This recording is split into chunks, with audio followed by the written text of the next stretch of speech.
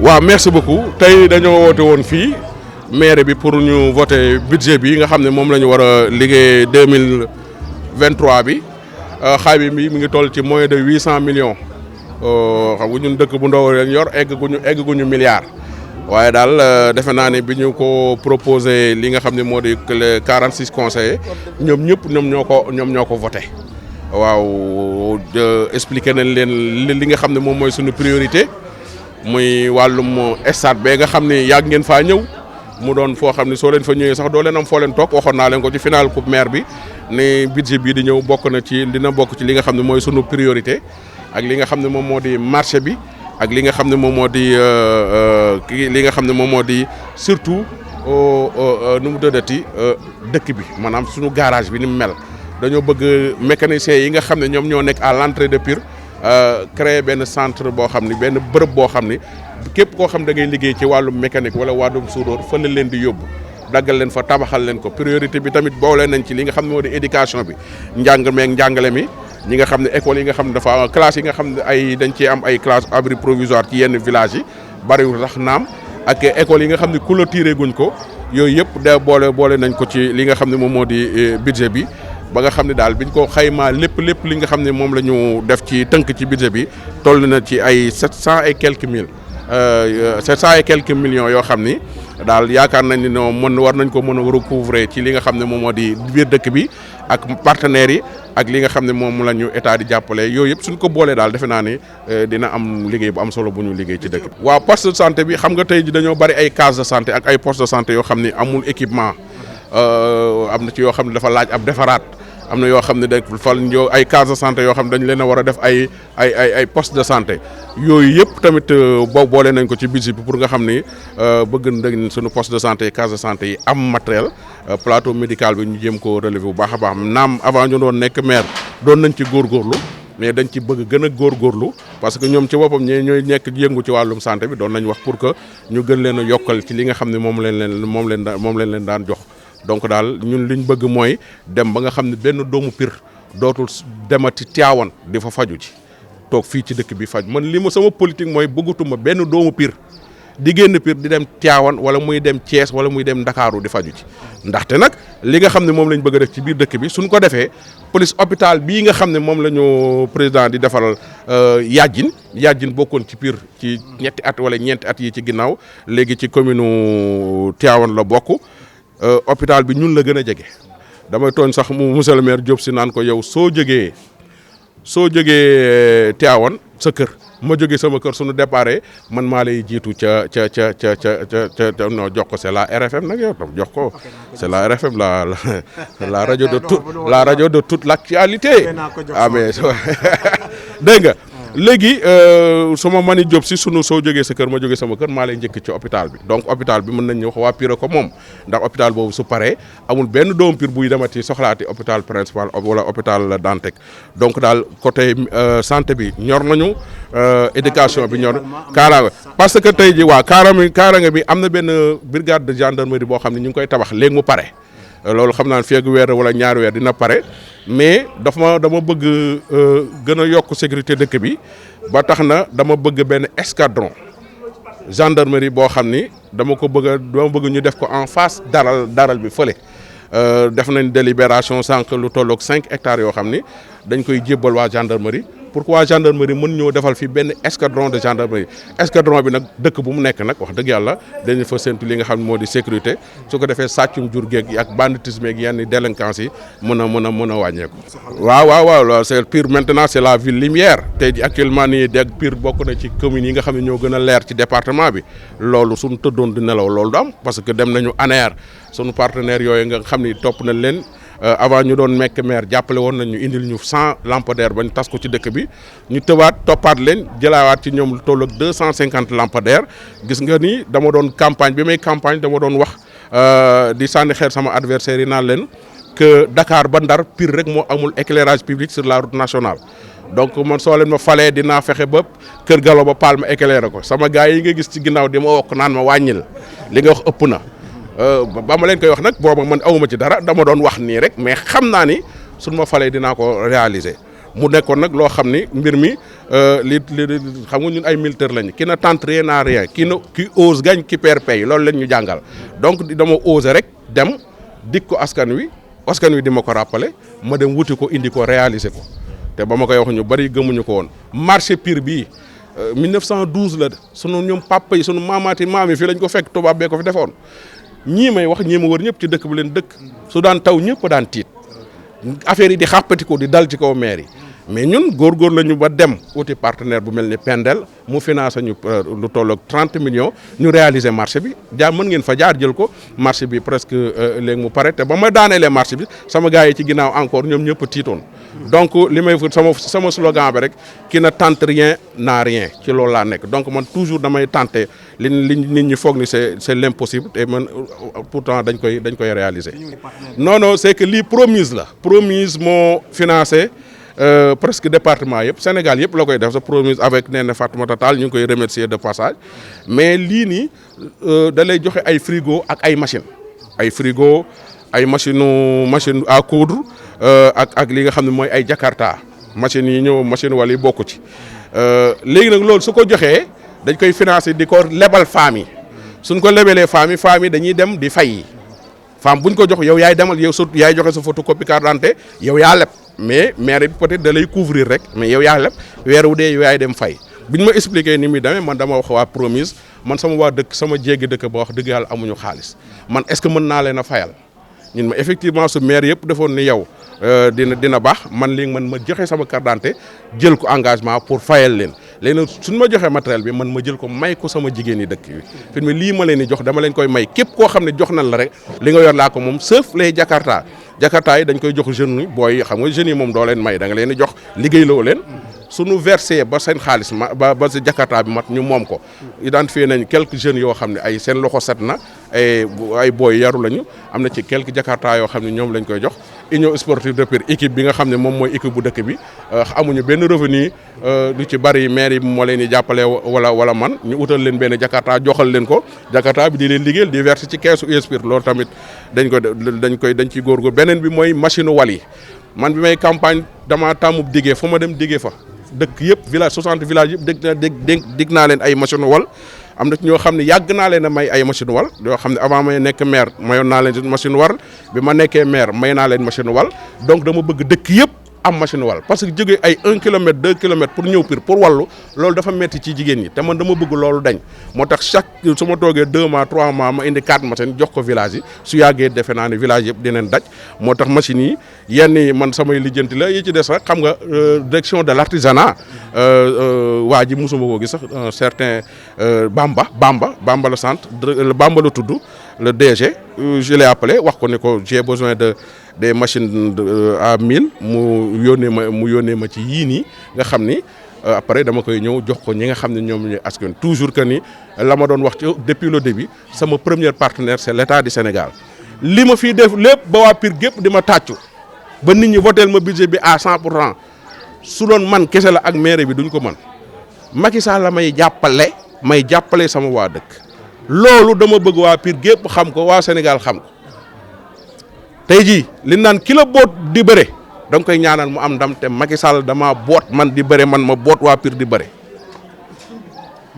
déggoo ma de dama ne Macky Sall dama boot di bëre man boot waa Pire di bëre Macky su amee ndam waa Pire am ndam dafa clair loolu koy wax ju leer la. man sooy yow 2 ans ci ginnaaw daan nga ñëw Pire xam nga ni Pire meloon yéen ñi ñëpp daan ngeen fi ñëw yéen te daaw leen bare nii léegi su ma leen woowee Pire da ngeen daw ñoo xam ngeen ni Pire fi mu nii moo dàq Tivaouane dàq Ngaye te fi mu ne fii ak ñaari at ñetti at day dàq Thiès ak Ndakaaru fii la li naan Pire fii la dëkk neege dëkk bu mel Ndoye Bane jiite xam nga ni neex la mën a def moom waaw fii moom saa yi xam nga day neex yow yaa ma gën a je vous remercie cette journée du 21 février 2023 coïncide avec le vote du budget de la mairie de Pire dirigé par le maire Mamadou Ndoye Bane. Donc depuis ce matin nous sommes autour de cette question du vote du budget. Après le vote du budget il y a eu des délibérations au plan du foncier. Après cela, nous avons travaillé sur la réforme des taxes. Donc voilà les 3 points qui étaient à l'ordre du jour depuis ce matin. Dans l'après-midi, donc après ces points-là, le maire doit remettre du matériel aux populations et particulièrement aux femmes et aux jeunes, du matériel qui a été obtenu grâce à Promise. Donc voilà les activités de la journée. Oui, le budget est estimé à 797 183 000 francs. Et c'est l'enveloppe globale. Et on a identifié maintenant différents points, différents secteurs sur lesquels la municipalité va travailler en compagnie du maire.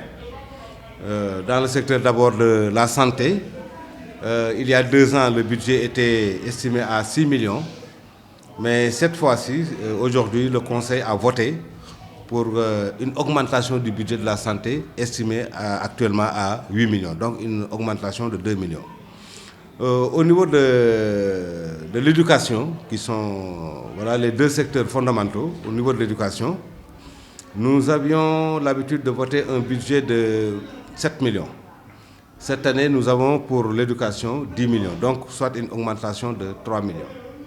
Et ça, il faut s'en féliciter parce que c'est arrivé avec le maire Mamadou Ndoye Bane sur son arbitrage. Dans le secteur de l'environnement, il y a UCG qui est là, il y a FERA qui est dans la commune. Nous avons estimé aussi qu'il faut amplifier ce secteur-là pour être dans des conditions optimales d'environnement sain. Au plan du marché, vous savez que le marché de Pire date de 1913.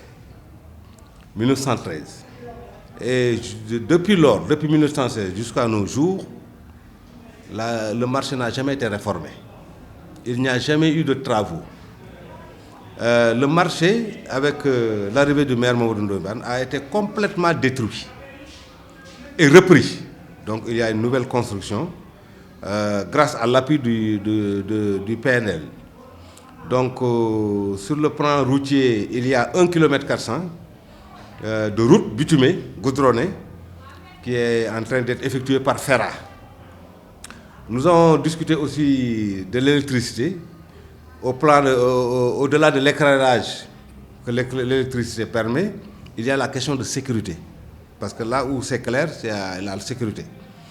Nous avons reçu, avec l'appui du gouvernement du Sénégal, qui est le premier partenaire de la mairie, parce que je rappelle que la mairie est un démembrement de l'État. Nous avons reçu 250 lampadaires qui sont déjà installés à Pire. Avant même que M. Mamadou Ndoye Bane ne soit maire de Pire, il avait amené ici 100 lampadaires. Donc au total,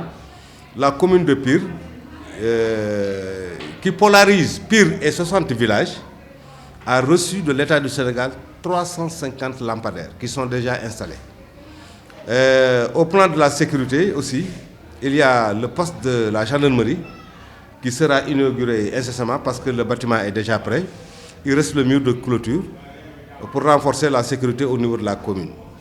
Il y a un projet extrêmement important aussi, surtout encore dans le domaine de la sécurité, la création et l'installation d'un escadron de gendarmerie. Le chef d'état-major des armées a donné son accord. La municipalité de Pire a octroyé à la gendarmerie les 5 hectares et ce escadron-là sera installé à Pire pour le département de Tivaouane. Donc voilà des sujets extrêmement importants sur lesquels nous avons discuté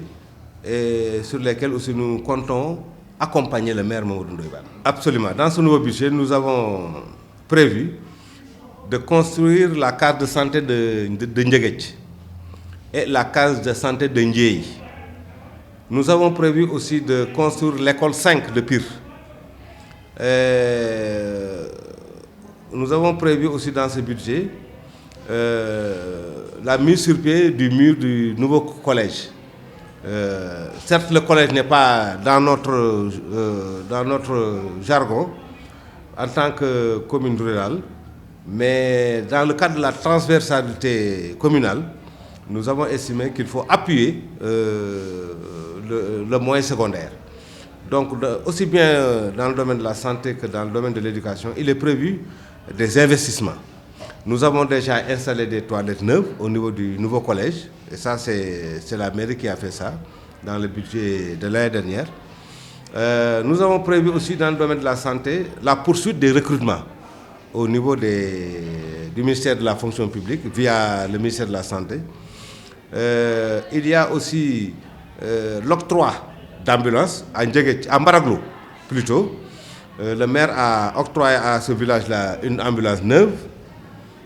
Au niveau de Ka, qui est un gros village aussi, le maire a octroyé une nouvelle ambulance. Donc, au plan sanitaire et au plan de l'éducation, le budget a prévu beaucoup d'investissements. Voilà, merci beaucoup. Par rapport à la journée d'aujourd'hui, et comme je le disais tout à l'heure, dans l'après-midi, le maire a promis, donc va remettre un matériel. Ce matériel-là vient de Promise, le projet qui est dirigé par Néné Fatoumata Tall, ancienne ministre de la Jeunesse. Mais c'est un matériel qui est composé de réfrigérateurs. Au niveau de Pire, nous avons reçu 10 réfrigérateurs,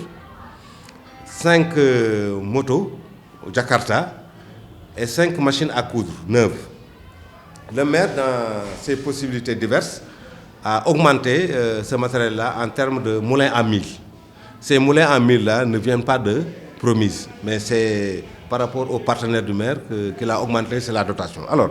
je dois clarifier que pour le matériel de Promise, normalement, c'est un matériel payant. C'est un matériel payant. Donc, si on te donne un frigo, ou bien une moto Jakarta, ou bien une machine à coudre, il y a une convention qui est signée et l'acquéreur doit verser chaque mois un montant pour payer à Promise. Mais ce que Ndoye Bane a fait est une originalité, est une particularité. Parce que nous, au niveau de Pire, le maire a pris l'engagement de signer une convention directement entre la mairie et Promise. Donc finalement, c'est la mairie qui va payer pour les populations. Donc, si on donne, nous, mairie de Pire, une Jakarta, une moto ou bien un frigo à une femme ou à un jeune, cette femme-là ou ce jeune-là ne paye absolument rien du tout. Parce que le maire a pris totalement en charge le paiement de ce matériel-là. Et ça, c'est une particularité, c'est une originalité. Donc la convention est signée entre le maire de Pire et Néné Fatoumata Tall qui dirige Promise. Donc si on donne une machine, comme je l'ai dit, ou bien une Jakarta à un jeune, ce jeune-là ne paye pas, ne paye absolument rien du tout. Donc c'est une donation finalement du maire. Et ça, c'est une originalité. Voilà comment on va procéder pour ce matériel-là.